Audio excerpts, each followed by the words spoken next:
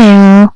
저는 수도권에서 배달 음식점을 운영하면서 4살 된 아들을 키우고 있는 40대 여성입니다. 본격적인 사연을 이야기하기에 앞서 제 아들 민재 자랑 좀 잠깐 해볼까 해요. 제 아들은 흔히들 말하는 미운 4살이지만 애교가 정말 많고 너무 예쁩니다. 제가 일하고 오면 그 작은 고사리 손으로 제 어깨를 주물러주기도 하고 저를 꼭 안아주며 뽀뽀도 해주는데 고된 하루의 피로가 싹 가시는 기분이에요. 또래 4살은 때를 많이 부려서 엄마들이 아이를 보고 있으면 기가 빨린다고 하던데 민지는 아직은 한 번도 그런 적이 없었고 어쩔 땐 4살답지 않게 어른스러워 보일 때도 있습니다. 다른 엄마들은 그런 민재를 보며 부럽다고들 하지만 저는 그런 민재를 보면 한편으로는 마음이 짠해요. 사실 민재와 저는 그동안 힘든 일들을 많이 겪었거든요. 가끔은 다른 어린아이들은 굳이 겪지 않을 힘든 일을 겪으면서 민재가 다른 친구들에 비해 조금 더 일찍 성장해버린 것이 아닐까 하는 안타까운 마음이 들기도 합니다. 저와 민재가 어떤 일을 겪었는지 궁금하시죠? 지금부터 저희 모자의 이야기 들려드릴게요. 글솜씨가 좋지 않아 재미가 없을 수도 있겠지만 너그러운 마음으로 저희 이야기를 들어주시면 감사하겠습니다. 우선 저는 흔히 말하는 짠돌이인 남편과 결혼을 했어요. 생각해보면 제 남편은 연애 때도 돈을 거의 쓰지 않았습니다. 우리의 데이트 코스는 항상 국밥집에다 공연이었고 기념일이라고 해서 특별히 레스토랑을 가거나 선물을 주고받거나 하지 않았어요. 그래도 큰 불만은 없었던 것이 사실 우리 집도 잘 사는 형편은 아니었고 그 당시에는 남편에게 푹 빠져서 같이 보내는 시간 자체가 참 좋았습니다. 그러다가 우리는 결혼을 생각하게 되었고 신혼집은 제가 살던 집으로 정했는데 그 집은 저 혼자 20살 때부터 자취하며 돈을 모아 마련한 제 명의의 집이었어요. 비록 변두리이고 구축의 투룸이기는 하지만 남편과 제 회사가 가까웠고 근처에 대형마트나 편의점 등의 각종 편의시설이 많아서 둘이 살기에는 만족스러웠습니다. 또한 집을 구한다고 대출을 추가로 받지 않아도 되니 살림에도 큰 보탬이 되었죠. 그렇게 결혼을 한 후 남편은 공과금만 반절 내고 생활비는 한 푼도 주지 않았습니다. 사실 신혼 초에는 남편이 생활비 주지 않는다고 해서 큰 문제가 되지 않았어요. 그 당시 저는 대출이 하나도 없었고 저도 회사에 다니며 돈을 벌고 있었으니까요. 하지만 남편은 아직 학자금 대출도 남아있었고 영업사원이라 겉으로 보이는 것이 중요하다며 대출에 할부를 받아 외제차의 명품 시계를 차고 다녔습니다. 그래서 남편은 돈 나갈 일이 많았고 저는 돈 나갈 일이 거의 없었기에 부부라면 이 정도는 당연히 감수해야 한다고 생각했어요. 우리는 결혼 후 친정은 지방에 계시니 거의 가지 못했고 시댁에는 자주 갔습니다. 저의 시어머니는 정말 아들 사랑이 유별났어요. 밥을 먹을 때도 항상 남편 앞에만 고기 반찬이 가득했고 제 앞에는 김치만 있었죠. 제가 고기라도 먹으려고 하면 꼭 고기 반찬을 남편 앞으로 끌어다 놓았습니다. 먹을 것으로 사람을 차별하는 것도 참 서러운데 더 서러운 것은 시어머니의 말이었어요. 하루는 밥을 먹는데 자기 아들이 먹어야 할 고기를 제가 자꾸 먹자 뭔가 얄미우셨는지 제게 이런 말을 하시더라고요. 우리 아들 고기 좀 먹이게 줘봐. 아휴, 하긴 중구석에 고기가 있기나 했겠니? 너도 참 우리 아들 만나서 횡재지 뭐. 중구석에 살다 온 네가 수도권에서 이런 대졸자 남편 만난 게 얼마나 행운이야, 안 그래? 재준이도 고기 좋아하지만 저도 고기 좋아하고요. 저 어릴 때 시골에서도 고기 많이 먹었으니 저희 친정 무시하지 마세요. 그리고 어머니, 수도권에서 살아온 대졸자인 재준이나 시골에서 태어나 고졸자인 저나 월급 차이는 그다지 차이 없어요. 게다가 지금 저희 사는 집도 은행 대출 하나 없이 제 명의로 된 제 집인 거 아시죠? 부부가 네 집 내 집이 어딨어? 그냥 부부가 같이 사는 집이지.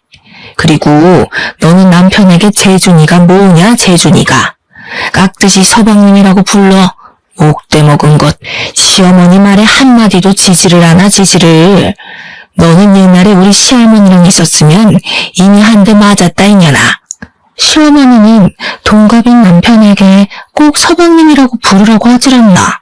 말끝마다 수도권 출신에 대학교도 졸업한 남편을 얻은 것을 감사히 생각하라는 식의 말씀을 하셨어요. 저는 이런 이야기를 들으면 기분이 썩 좋지 않아 시어머니한테 저의 생각을 당당히 말을 했고, 그럴 때마다 시어머니는 괜히 트집을 잡으며 저의 길을 꺾어 놓으시려고 했습니다. 하지만 그래도 이 당시에는 시어머니가 엄청 싫지는 않았어요. 왜냐면 저의 시댁은 명절이라고 특별히 음식 장만을 하거나 제사를 지내는 것도 아니었고, 만나도 거의 외식을 하니 다른 집처럼 며느리가 설거지를 다 해야 하는 경우는 없었거든요. 사실 이 당시 회사 동료의 시어머니들은 며느리가 들어왔으니 없던 제사도 만들고, 원래는 먹지도 않던 명절 음식도 만들고, 생전하지 않던 김장도 했었기에 오히려 그런 시어머니들에 비하면 정전해 보였고 나쁘지는 않아 보였습니다. 그러다가 시어머니에게 처음으로 정이 뚝 떨어진 사건이 있었어요. 사랑으로 남편의 짠돌이 성향이 충분히 극복이 가능했던 신혼생활 중 제가 임신을 했어요. 입덧과 허리 통증으로 힘들었지만 회사에 계속 다녔고, 시간이 흘러 어느덧 임신 8개월이 되었습니다. 슬슬 출산 준비를 해야 하는데 의사 선생님은 아기를 보시더니 뱃속의 아기가 이미 너무 크다며 유도분만을 권하셨어요. 그래서 남편과 제 회사 상황에 맞춰 적당한 날짜를 잡고 시어머니에게 유도분만할 것이라고 말을 했습니다. 아기가 뱃속에 있는데 약을 넣어서 출산하는 게 어딨어? 그게 말이 되니? 혹시 우리 집 장손이 잘못되면 어떡해? 나는 우리 재준이나 할 때 그냥 힘주니까 쏙 나오더라. 너도 그러면 되지 무슨 약까지 넣어서 애를 낳으니? 안 된다. 절대 안 돼. 저도 유도분만으로 낳으면 더 많이 아프고 힘들다고 해서 하기는 싫은데 그래도 상황이 어쩔 수 없잖아요. 뱃속의 아기가 이미 너무 많이 커서 자연분만으로 하다가는 아기도 저도 위험해진다고 하는데 어떻게 무작정 자연분만을 고집해요. 그거 다 병원에서 돈 받아 먹으려고 하는 수작이야, 수작. 그 수작에 넘어가기는 안 되겠다. 내가 직접 가서 의사한테 말을 해봐야겠어. 네가 어리바리하고 어른 없이 혼자 다니니까 의사가 너한테 장사하는 거야. 시어머니는 제 다음 검진일에 산부인과까지 따라와서 의사 선생님께 자연분만을 해야 한다고 말을 했습니다. 의사 선생님은 처음엔 아이가 커서 위험하다고 좋게 말했지만 그래도 시어머니가 끝까지 자연분만을 해야 한다고 고집하자 그러다가 아기도 죽고 산모도 죽을 수도 있다고 하며 다들 죽는 꼴 보고 싶으면 그렇게 하시라고 단호하게 말씀했어요. 그날 집에 오면서 시어머니는 저에게 도대체 몸 관리를 어떻게 했길래 아기가 그 모양까지 컸냐고 하며 저를 구박했습니다. 물론 틈틈이 운동을 못한 제 잘못도 있긴 하지만 솔직히 오전 9시부터 오후 6시까지 사무실에서 일하고 나면 저도 피곤하고 집안일도 태산인데 언제 운동을 할 수가 있나요? 집안일 한 번 도와주지도 않았으면서 꼭 제가 몸 관리 잘못해서 그런 것처럼 타박하시니 참 속상했습니다. 어찌됐든 시간이 흘러 드디어 분만하는 날짜가 왔어요. 친정 부모님은 아침 일찍부터 오시려고 했으나 갑자기 일이 생겨서 밤에나 오실 수 있다고 했고 시어머니와 남편이 보호자로 병원에 왔습니다. 본격적인 진통이 시작되면서 태어나서 처음 느껴보는 엄청난 고통이 쓰나미처럼 밀려오는데 정말 이러다가 죽을 것 같았어요. 대충 이미 출산한 언니들로부터 진통에 관한 이야기는 들었지만 이런 엄청난 진통이 오리라고는 상상조차 못했습니다. 진통이 없을 때는 거의 기절해 있다가 진통이 올 때는 짐승처럼 울부짖었던 것 같아요. 그런데 더 큰 문제는 아기가 도통 내려오지 않았습니다. 게다가 저는 오랜 시간 진통을 겪어내느라 힘이 빠져 있었고 뱃속의 아기는 심박수가 매우 불안정한 상태였어요. 의사 선생님은 이대로 가다가는 위험할 것 같으니 수술을 해야 할 것 같다고 하며 시어머니와 남편에게 말했습니다.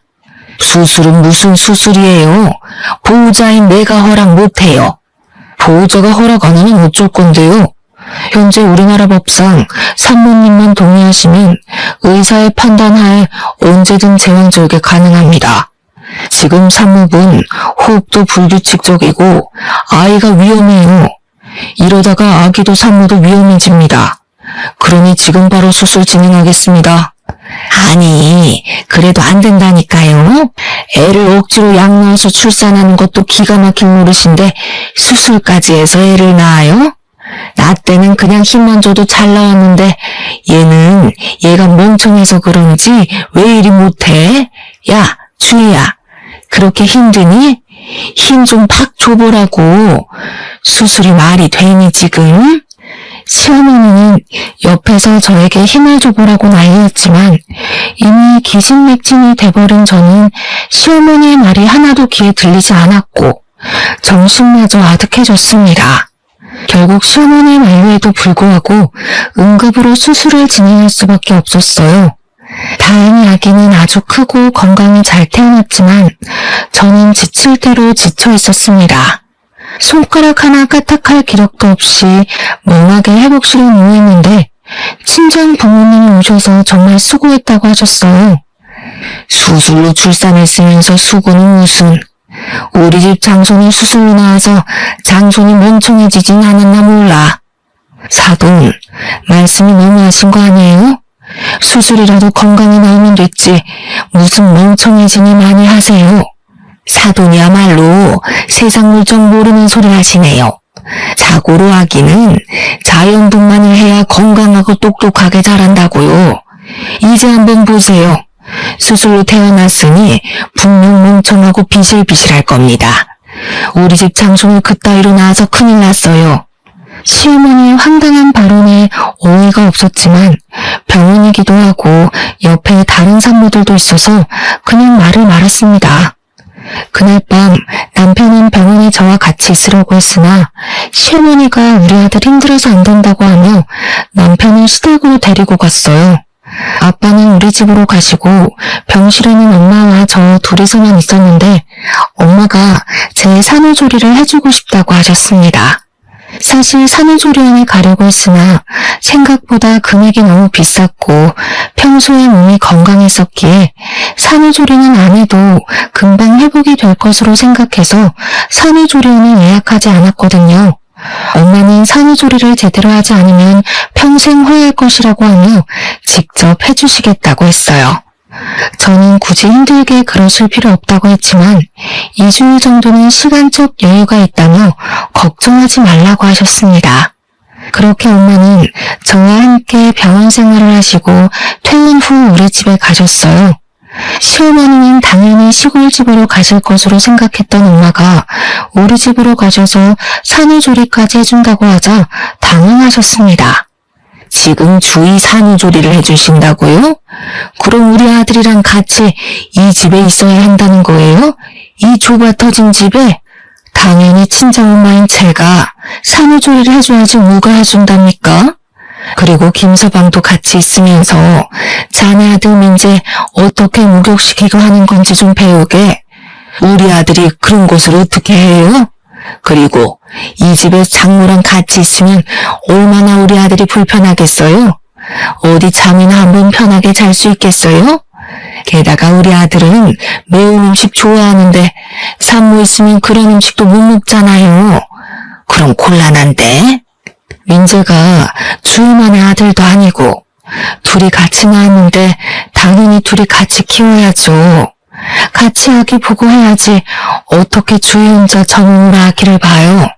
저 젊을 때는 재준이 낳고 판이라고 그랬어요. 자연분만도 아니고 수술로 낳았는데 뭐가 힘들다고. 아무래도 안 되겠어요.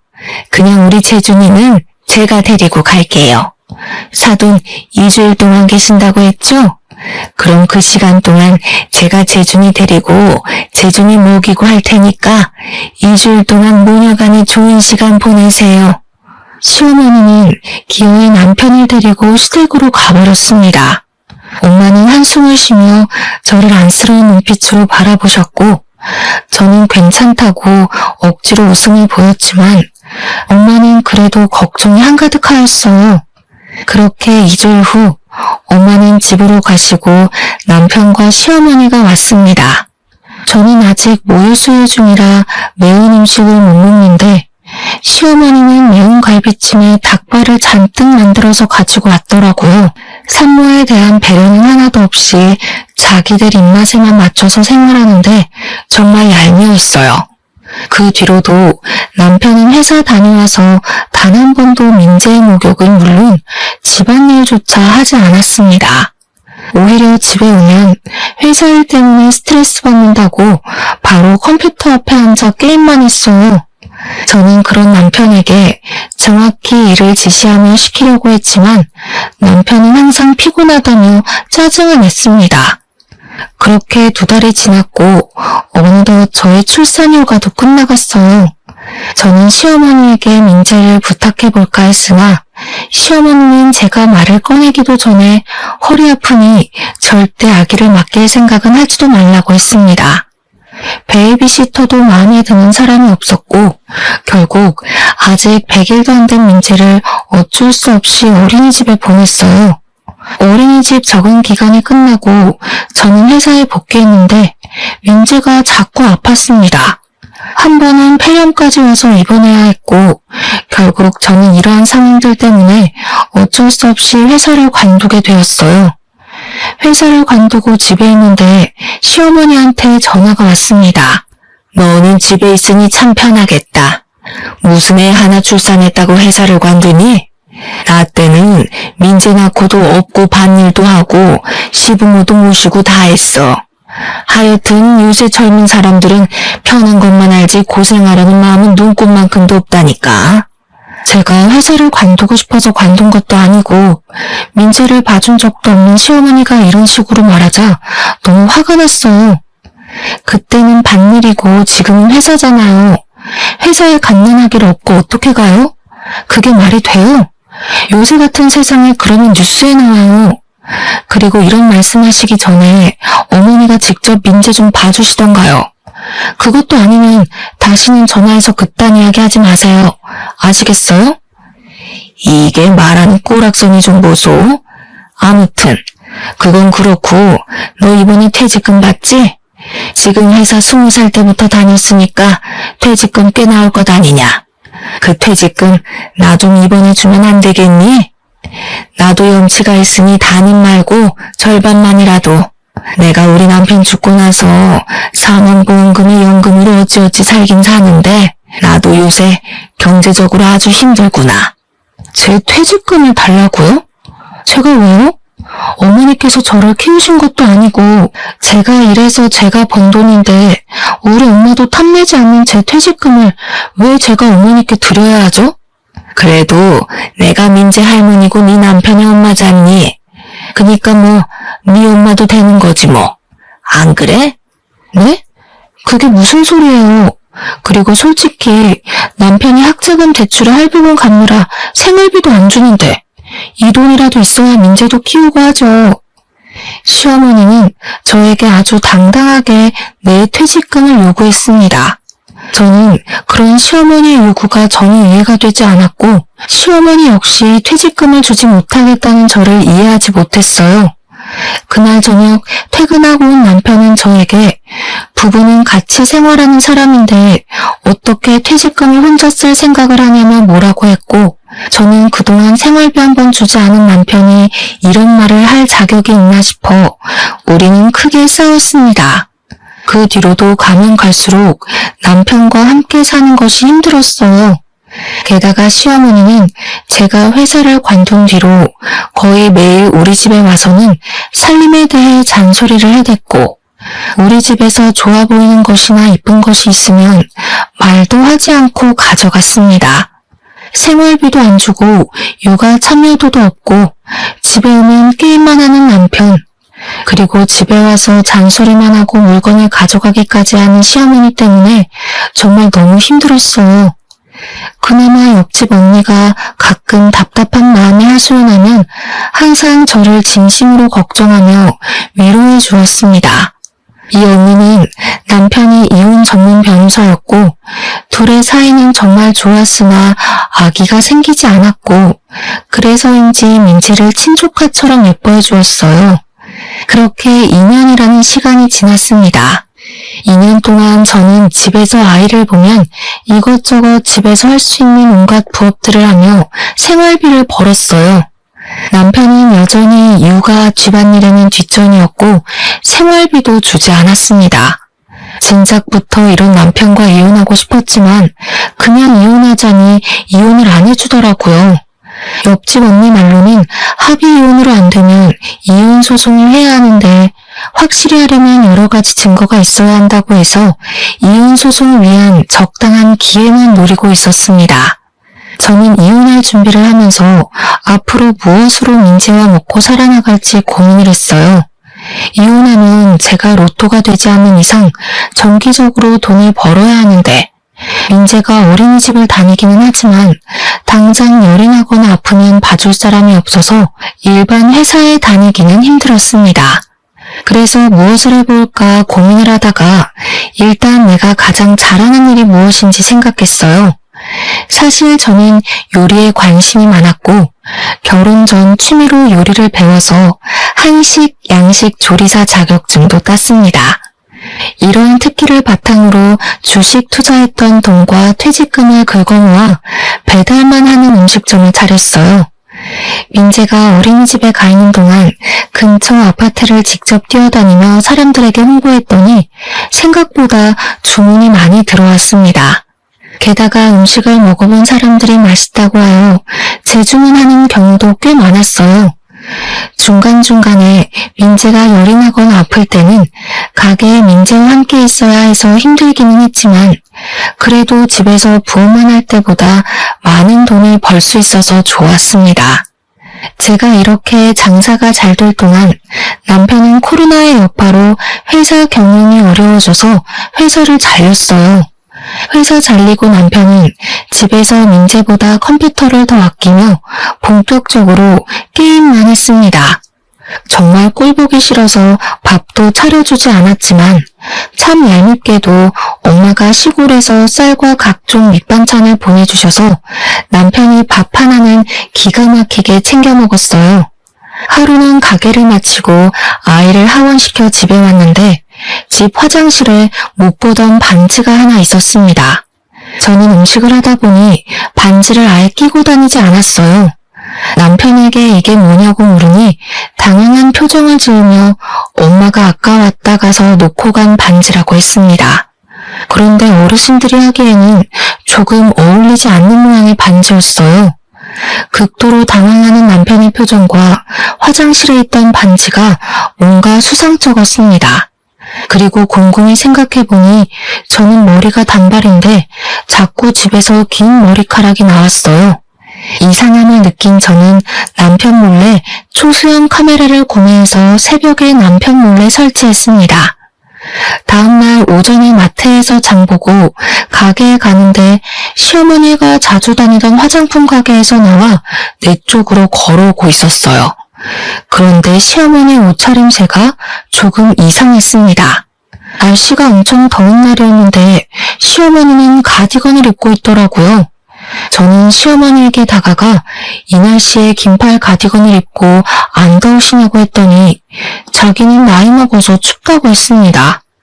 그러다가 지나가던 아이와 시어머니가 부딪혔는데 시어머니의 품에서 고가의 아이크림, 영양크림에서부터 각종 조그만 화장품들이 우르르 쏟아졌어요.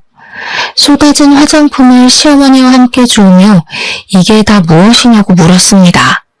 뭐긴 뭐야? 다 내가 산 화장품이지. 저 화장품 가게에서는 화장품을 샀는데 쇼핑백 같은 데에도 안 넣어줘요? 그래도 저 화장품 가게 단골이신데 너무하네요. 아 몰라. 아무튼 나 바빠서 간다. 시어머니는 허둥지둥 화장품들을 챙겨서 후다닥 가버렸고 저는 도대체 무슨 바쁜 일이 있어서 저리 가시나 싶어 이상했습니다. 그리고 그날 오후가 되었어요. 주문이 많아 음식을 하느라 바쁜데 시어머니가 그 여름에 웬 털모자를 쓰고 왔습니다. 원래 답답하다고 하며 모자를 생전 안 쓰시던 분인데 여름에 털모자를 쓰니 뭔가 이상했어요. 제가 이 여름에 무슨 털모자를 쓰고 오셨냐고 하자 시어머니는 저에게 어떡하냐고 하며 모자를 벗었습니다. 저는 털모자 속에 숨겨진 시어머니의 머리를 보고 깜짝 놀랐어요.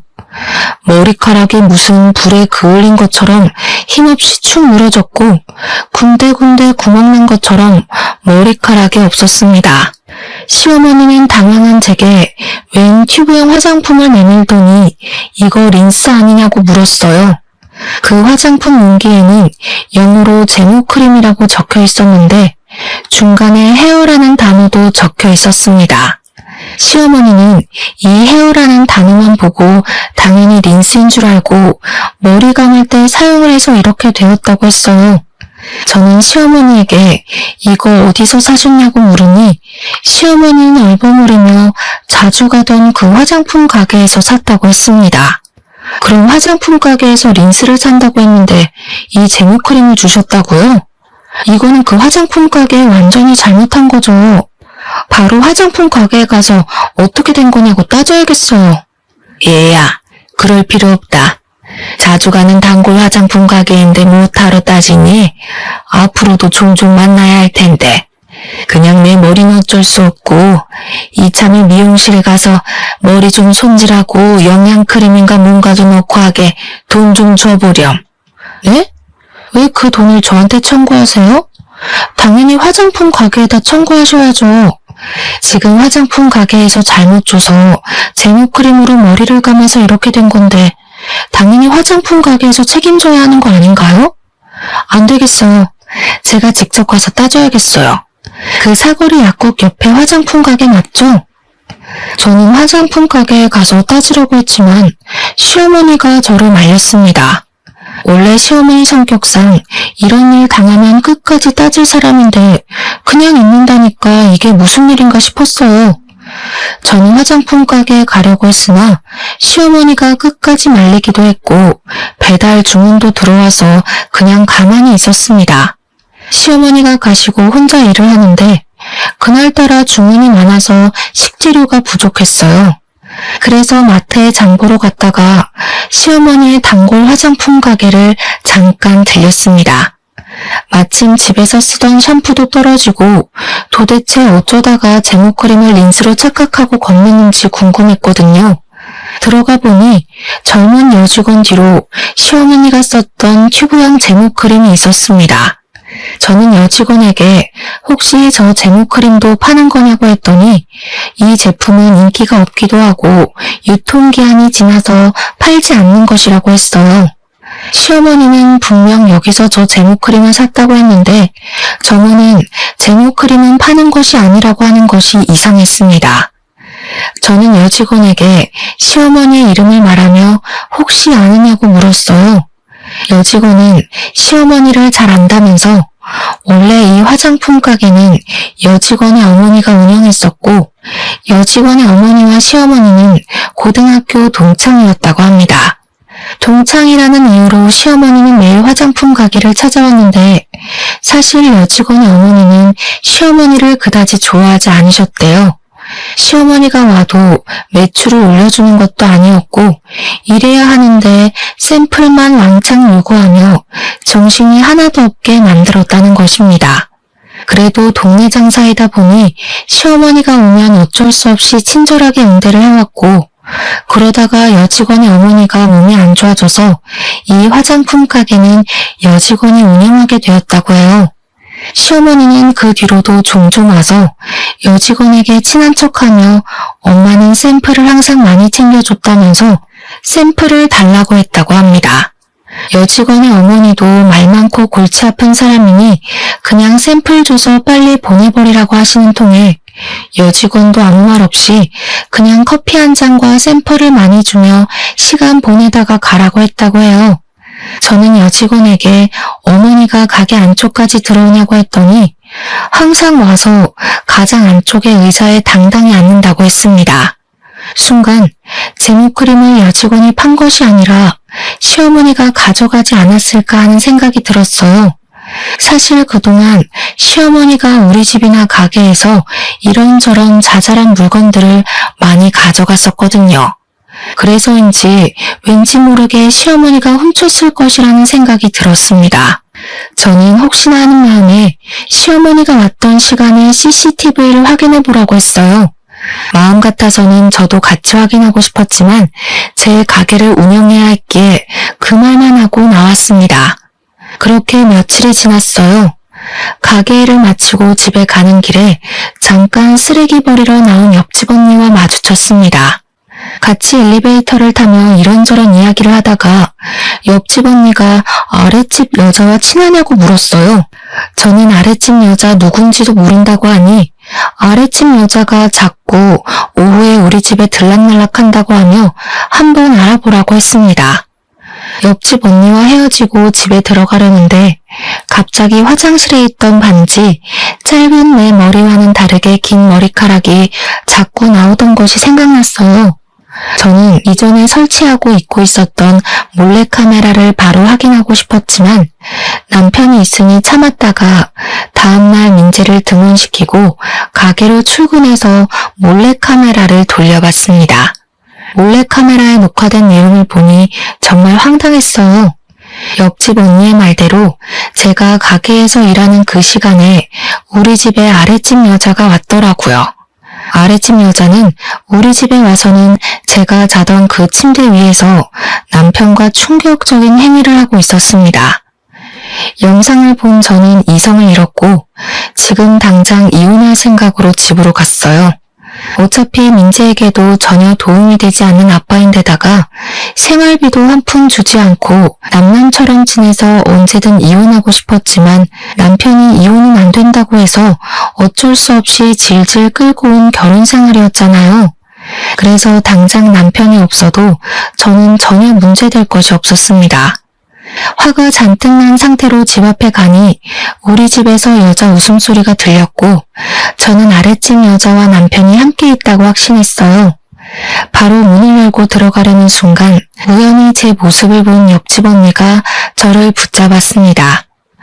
이혼 전문 변호사인 언니의 남편 말로는 불륜으로 이혼 소송을 하면 확실한 증거가 있어야 한다고 하며 핸드폰으로 동영상 촬영하라고 했어요.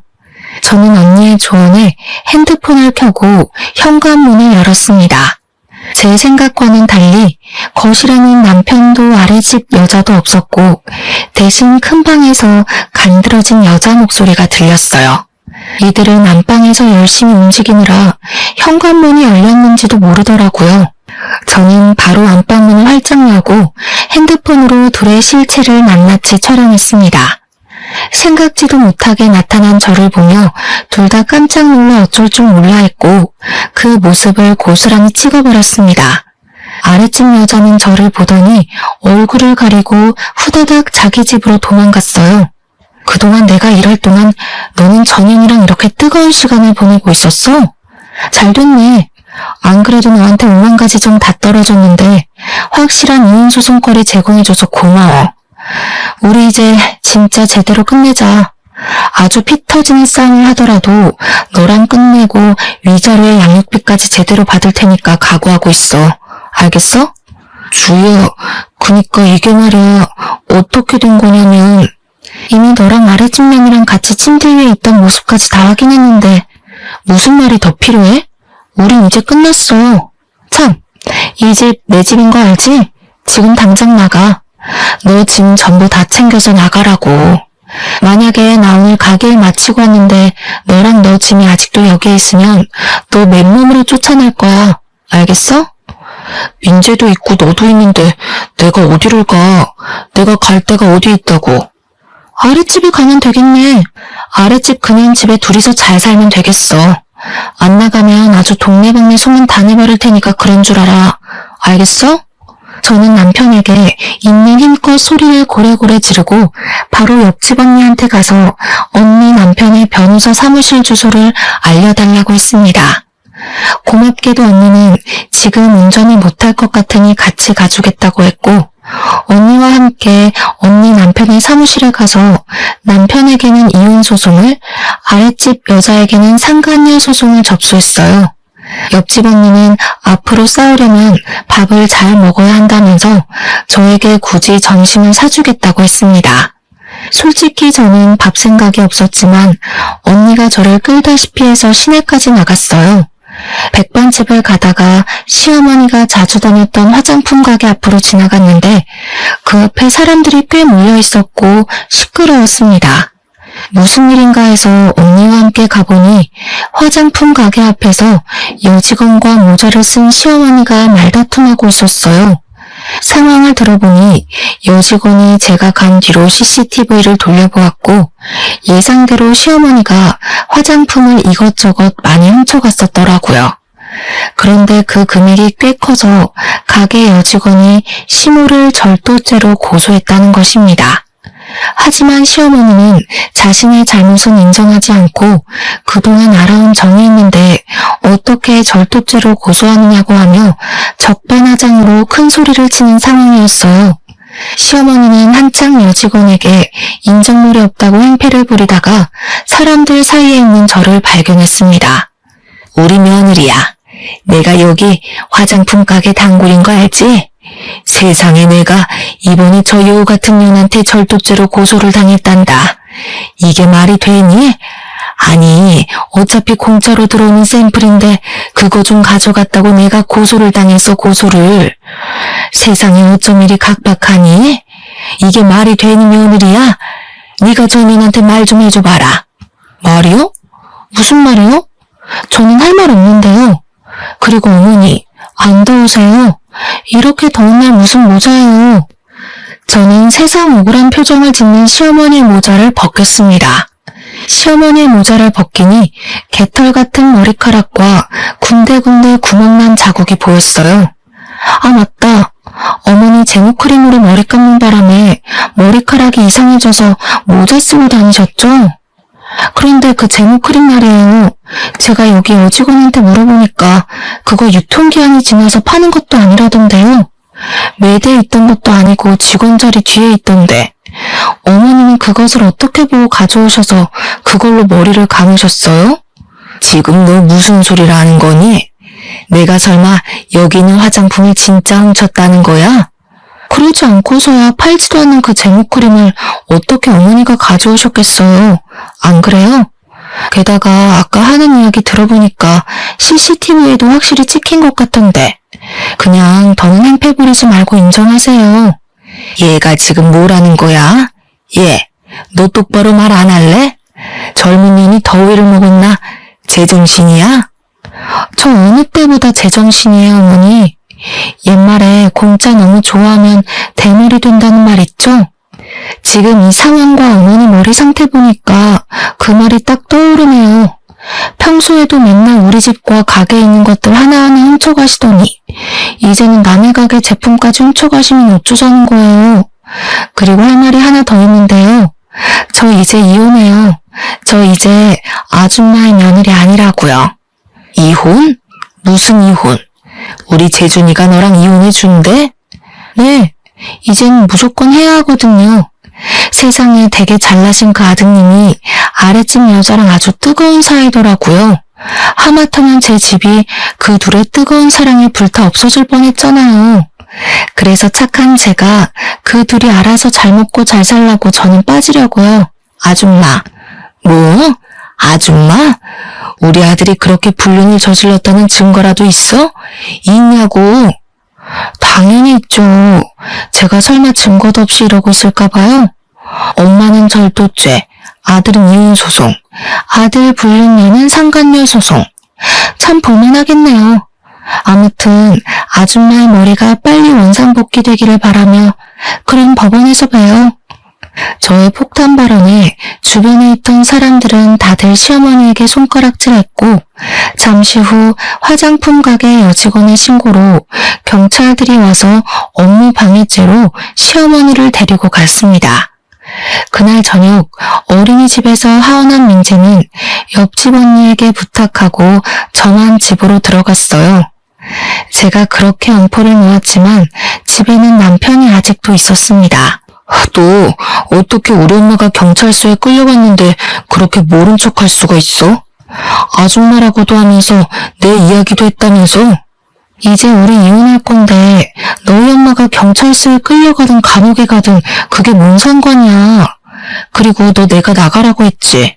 안 나가? 나 너랑 절대 이혼 못해. 안 해. 절대 이 집에서 한 걸음도 못 나가. 남편은 저에게 절대 나가지 않겠다고 강력히 주장했습니다. 저는 그런 남편이 그동안 애지중지했던 컴퓨터 모니터를 그대로 뽑아와서 바닥에다가 내던졌어요. 야, 너 어떻게 이 모니터를 이렇게 박살낼 수가 있어? 이게 얼마짜린데? 그래봤자 그냥 컴퓨터가 컴퓨터지. 너같이 게임에만 정신 팔린 인간을 더는 내 아들의 아빠로 두고 볼 순 없어. 당장 나가. 안 나가면 나 본체도 던져버릴 거야. 본체는 그냥 아파트 베란다에서 던져버려야겠다. 저는 정말 본체를 던져버릴 기세로 베란다 문을 열었습니다. 남편은 저의 모습에 벌벌 떨며 컴퓨터가 있는 방문을 닫고 잽싸게 저를 막아서더라고요. 그러면서 지금 당장 나가겠다고 하며 본체를 챙겼습니다. 남편의 그런 모습을 보니 어이가 없기도 하고 기가 막히더라고요. 게임에 정신 팔린 놈. 너는 사람보다 본체가 더 소중하냐? 너 같은 놈이 어떻게 우리 민지 아빠가 되었는지. 그거 들고 당장 꺼져. 너 짐들이랑 이혼 서류는 너네 엄마 집에 다 보내줄 테니까 이혼 서류 작성해서 법원 앞에서 보자. 다시는 내 앞에 나타나지 마. 한 번만 더 나타나면 나 너 머리털 한 올 한 올 다 뽑아버릴 거야. 알겠어? 그리고 우리 민지 앞에도 얼쩡대지 마. 민지 앞에 나타나는 순간 나 너 얼굴 프린트해서 이 아파트 단지 내에 다 붙여놓을 거야. 남편은 나의 엄포에 기다시피 해서 나갔고 저는 바로 남편의 모든 짐을 박스에 대충 구겨 넣어 시댁으로 보내버렸습니다. 그리고 저는 밤새 남편의 모든 흔적을 다 치워버렸어요. 그 뒤로 저는 옆집 언니 부부의 도움을 받아 무사히 이혼소송, 상간녀 소송을 진행할 수 있었습니다. 시간이 흐른 지금 시어머니는 기나긴 재판 끝에 징역 6개월형이 선고되었어요. 남편은 이혼소송 끝에 위자료와 양육비를 지급하라는 판결을 받았고 당연히 제 집에서 쫓겨났습니다. 시댁에 들어가서 살려고 했으나 시어머니도 재판을 받으면서 경제적으로 많이 어려워져 집을 팔아버렸더라고요. 그래서 남편은 자신이 끌고 다니던 자동차와 시계, 컴퓨터까지 다 팔고 고시원에 들어가서 어찌어찌 살고 있습니다.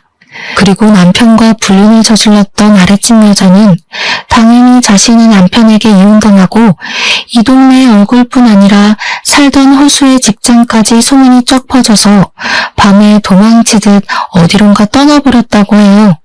그리고 저는 여전히 장사가 잘 되고 시에서 식품위생업소로 선정되어 아주 바쁘게 생활하고 있습니다.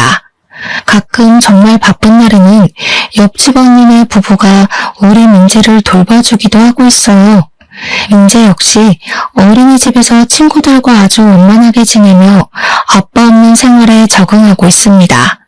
가끔 아빠와 함께 다니는 친구들을 보며 부러운 듯한 표정으로 빤히 쳐다봐서 안쓰럽기도 하고 또래 아이들은 겪지 않을 일들을 겪으면서 너무 빨리 성숙해져 버린 것 같아 안타깝기도 해요. 지금까지는 민재가 힘들게 살았을지 몰라도 앞으로는 민재가 활짝 웃으며 여느 아이들처럼 해맑게 자랐으면 좋겠습니다. 햇살 좋고 날도 좋은 가정의 달 5월이 되었어요. 남들은 어린이날이다 어버이날이다 해서 다들 연휴에 놀러가고 가족끼리 추억을 쌓을 계획에 들떠있지만 저는 오늘도 민재와 저의 행복한 미래를 위해 열심히 일하고 있습니다. 남들처럼 재밌는 추억을 쌓지 못하고 저녁만 되면 너무 피곤하고 지치기는 하지만 저의 삶에 후회는 없어요. 앞으로도 저는 지금처럼 민재의 엄마로서 있는 힘껏 최선을 다해 살아나가겠습니다. 바쁜 시간을 내어 저의 이야기를 들어주신 청취자 여러분은 그 어느 해보다 행복한 5월이 되시기를 바라며 오늘 저의 사연은 이만 끝내려 합니다. 들어주셔서 감사합니다.